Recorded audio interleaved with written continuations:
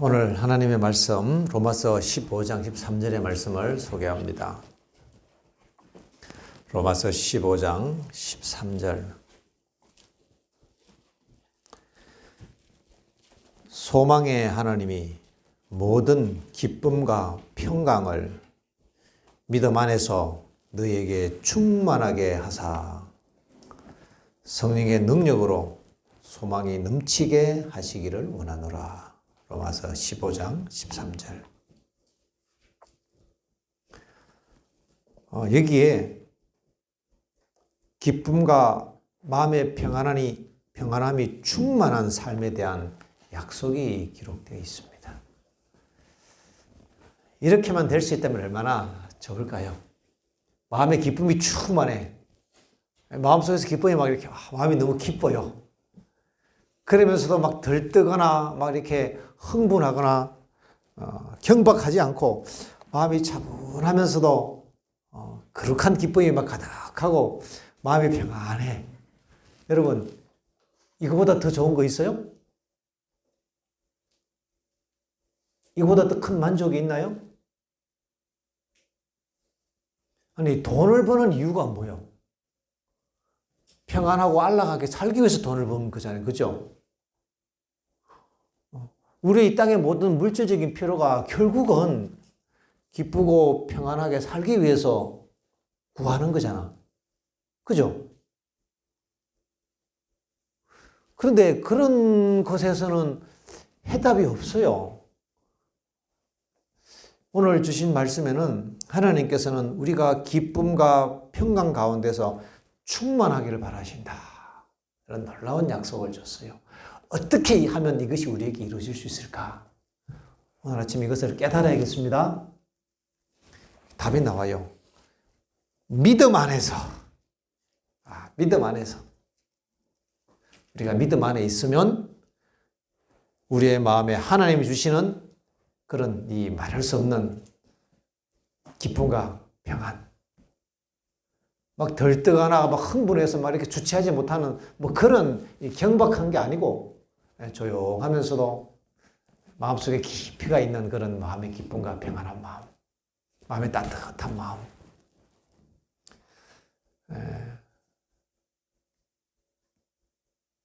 우리 셋째 딸이 어느 날 그런 얘기를 했어요. 아빠가 가르쳐준 대로 잠잘 때 예수님을 생각을 해요. 예수님께서 지금 내 곁에 계시고 내 모든 죄를 용서해 주시고 지금 나를 사랑하신다고 내가 그 생각을 내가 이렇게 하면 마음이 따뜻해져요. 이래. 마음이 따뜻해진대. 그게 뭔 뜻이에요? 지금 예수님께서 내 곁에 계시다는 것을 내가 생각하고 믿으니까 마음이 편안해진다는 얘기죠. 하나님께서 우리에게 마음에 기쁨과 평안을 주기를 원하십니다. 그것이 인생에서 추구하는 궁극적인 목적이에요. 그 우리 인생에 추구하는 목적이라니까요. 그걸 행복이라고 불러, 그런 것을. 그죠? 그런 게 행복이라는 거예요. 근데 그런 것들은 세상에 없고, 여기 보니까 하나님이 주시는 기쁨과 평강을 믿음 안에서 너에게 충만하게 하사 넘치게 하기를 원하노라. 영감의 결론은 이렇게 묘사합니다. 하나님의 말씀을 있는 그대로 믿는 자가 누리는 평화와 기쁨은 말로 묘사할 수 없습니다. 우리가 하나님의 말씀, 하나님의 약속을 글자 그대로 믿을 수만 있다면, 단순하게 아이처럼 그냥 하나님의 약속을 그냥 그렇게 확신하고 믿을 수만 있다면 그런 사람이 누리는 기쁨과 평안은 말로 표현할 수 없는 거예요. 문제는 어디에 있습니까?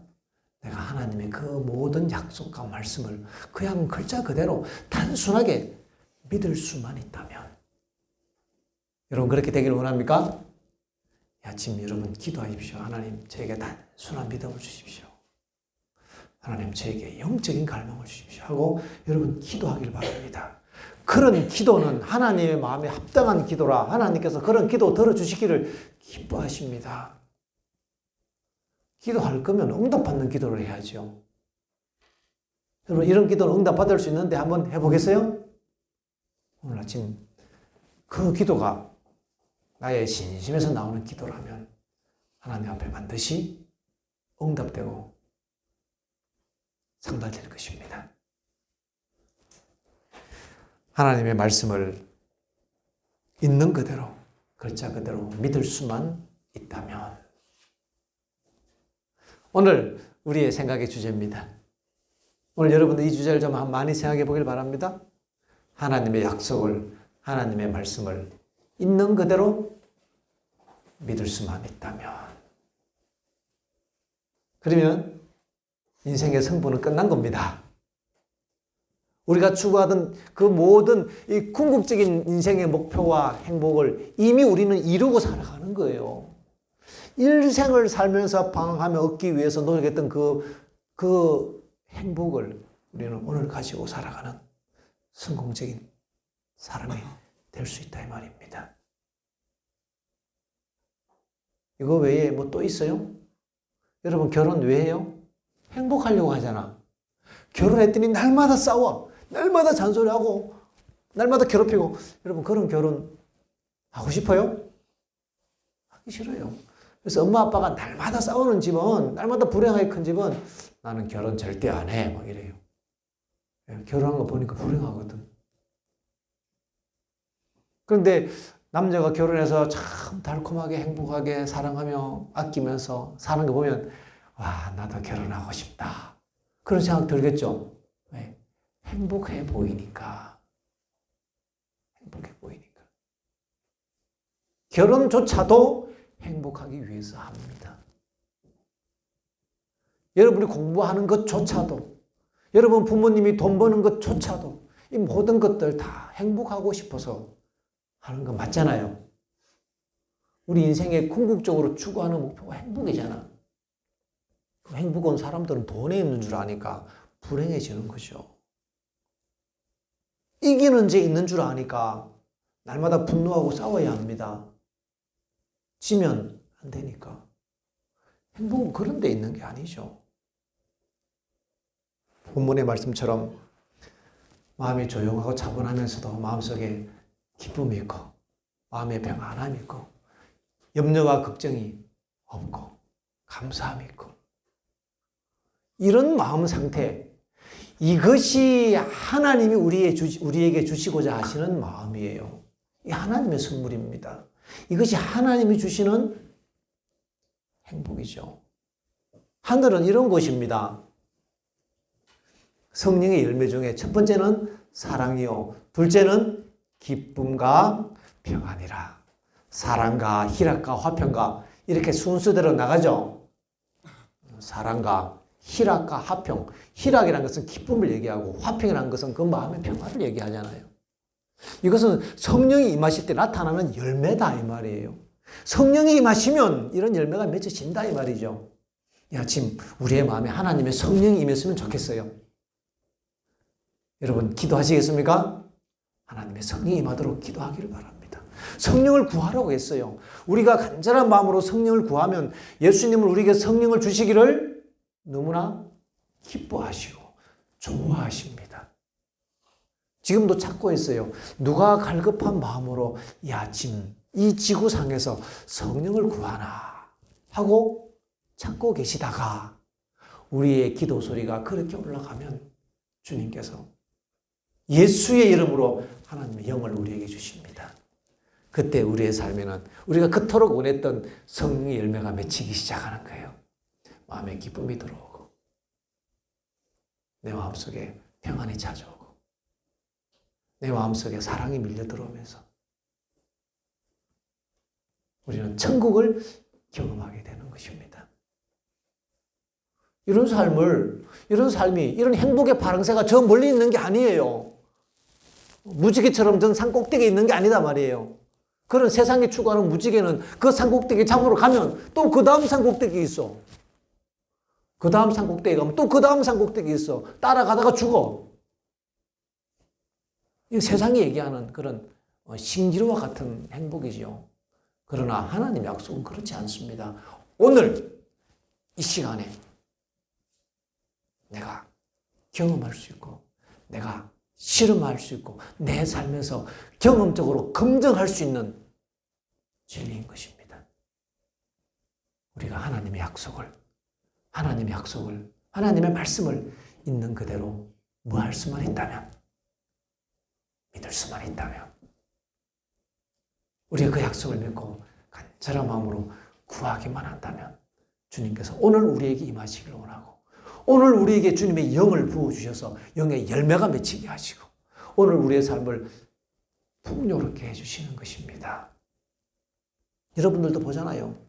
어느 날 날마다 방황하던 친구가 예수님 만나면 그때부터 헷가닥 돌아버리고 갑자기 표정이 바뀌고 삶이 변하는 것, 여러분 그런 간증도 많이 듣고 많이 봤잖아요. 그런 친구들. 그래 안 그래?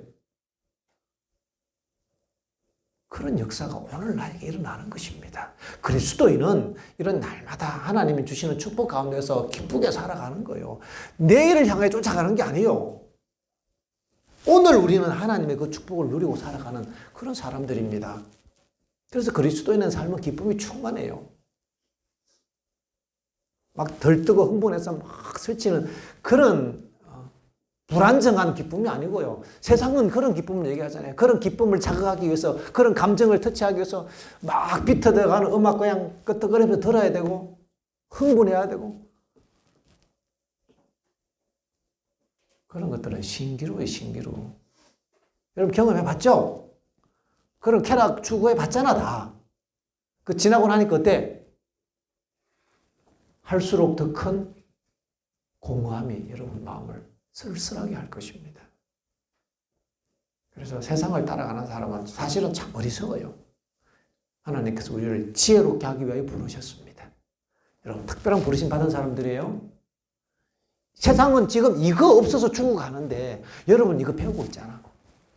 이거 경험한 다음에 그 사람들에게 이거 알려줘야지. 여러분 친구들 이거 몰라서 그 갈증 때문에 뭔가 모를 더 좋은 것을 찾고자 하는 그런 갈망 때문에 세상에 방황하다가 죽어가는 수많은 젊은이들에게 여러분들은 빚진 자인 것을 기억하십시오. 여러분 배우고 있잖아. 특별한 선택받고 이곳에서 기도하면서 하나님 만나고 있잖아. 여러분 먼저 테스트 해보고 먼저 경험해보고 되네? 뭐 이런 세계가 있어? 한 번 해보고 10번 해보고 한 달 해보고 1년 해본 다음에 이건 확실하다. 내 인생 걸만하다. 야, 너 이런 거 알아? 그게 친구 도와주는 거지요. 여러분 알지 못하고 죽어가는 많은 사람들에게 여러분 빚진 자라는 것을 명심하고 여러분 먼저 여러분 이런 축복들을 경험하기를 바랍니다.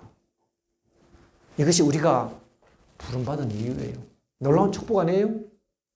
놀라운 축복이에요. 그런 사람에게는요, 하나님의 말씀을 있는 그대로 믿는 자가 누리는 평화와 기쁨은 말로 묘사할 수 없습니다. 시련도 그를 방해할 수가 없습니다. 나를 모욕하고 괴롭히는 것도 우리를 방해할 수가 없습니다. 왜요? 하나님이 나와 함께 하시는데 세상에 두려운 게 없다 이 말입니다. 하나님과 함께하는 사람은요, 하나님의 임재를 경험한 사람은 절대 사람을 두려워하지 않아요. 왜? 아니 천지를 지으신 하나님이 내 곁에 계신데 어디 사람 앞에서 우리가 기죽겠어요? 하나님 없는 사람들이 자꾸 사람들 두려워하고 아부하고, 어느 목사님 설교 가운데 그런 말씀 하셨다고 하더라고요. 사람들한테 아부하고 이렇게 하는 사람들은 절대 높은 자리에 올라가면 안 된다. 왜냐하면 그런 사람들은 권력을 잡으면 반드시 아래 사람에게 갑질한다. 그게 인간사의 정설이랍니다. 정설. 강한 자에게 이렇게 아부하고 살살거리는 사람은 자기가 권력을 잡으면 약자에게 갑질한대요.